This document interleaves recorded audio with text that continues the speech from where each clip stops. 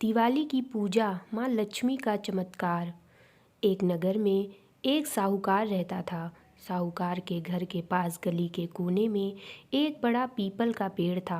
साहूकार की बेटी इस पीपल के पेड़ पर रोज जल चढ़ाती थी। एक दिन माँ लक्ष्मी इस पीपल के पेड़ से निकलकर साधारण महिला के रूप में बाहर आईं। माँ लक्ष्मी ने साहूकार की बेटी की मन की श्रद्धा जांचने के लिए उससे दोस्ती कर ली। दोनों के बीच काफ़ी समय तक गहरी दोस्ती रही। एक दिन माँ लक्ष्मी ने साहूकार की बेटी को अपने घर पर खाने का निमंत्रण दिया। साहूकार की बेटी ने भी निमंत्रण स्वीकार कर लिया। साहूकार की बेटी अगले दिन माँ लक्ष्मी के घर पहुंची तो उन्होंने सोने के पटे पर साहूकार की बेटी को बिठाया। इसके बाद सोने के थाल में 56 तरह के पकवान परोसे। यह देखकर साहूकार की बेटी प्रसन्न हो गई। उसने खुशी खुशी भोजन किया। भोजन के बाद माँ लक्ष्मी ने उससे कहा कि कल मैं तुम्हारे घर भोजन करूँगी। यह सुनते ही साहूकार की कन्या उदास हो गई।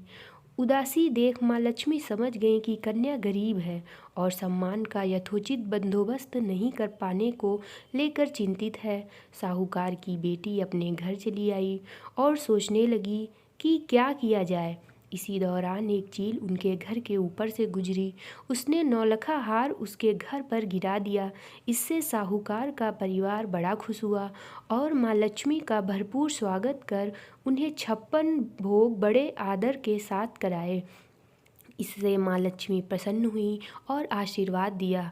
इसके बाद साहूकार के घर हमेशा ही अन्न और धन के भंडार भरे रहें।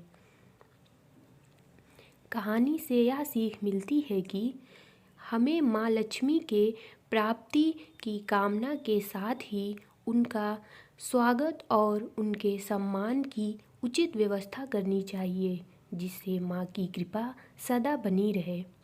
कहानी पसंद आए तो प्लीज़ लाइक, शेयर और सब्सक्राइब टू माय चैनल।